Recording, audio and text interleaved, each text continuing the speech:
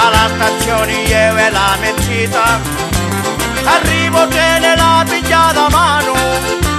trovammo posto un po' compartimento, alla carrozza di Reggio Milano,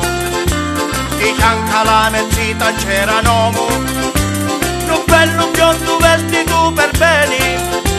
era tranquillo, leggeva lui giornali, e piano piano ci toccavo bene. Divisimo a parlare tutti quanti, ma lo biondino non diceva niente, faceva finta cancito la panza, e un altro sopra ci toccava, biglietti prego disso controllori, e controllava in modo assai perfetto, e lo biondino tinni tinni tinni, a confusione ci toccava. Notte si fece e sto tanti luci,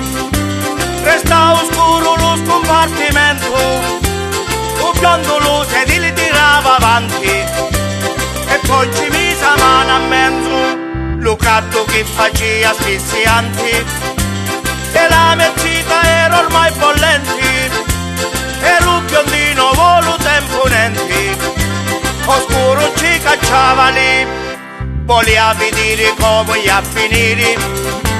tutta la notte non potevi dormire, la mezzita si è tolto procedere, apriva l'anche e si vedevano i 5 persone in tuo scompartimento, volevamo dormire tutti quanti, tutti i sedili li tirammo avanti, di fronte a mia una signora, e senza dormire tutta notte, che aiuti Dio poi arriviamo a Milano, ma succede uno fatto assai strano, con biondo la mezzita era da mano, buono per me alle voti lo destino, si manifesta pure da un minuto, ti posso dire sogno fortunato, è meglio un uomo schietto, cornuto.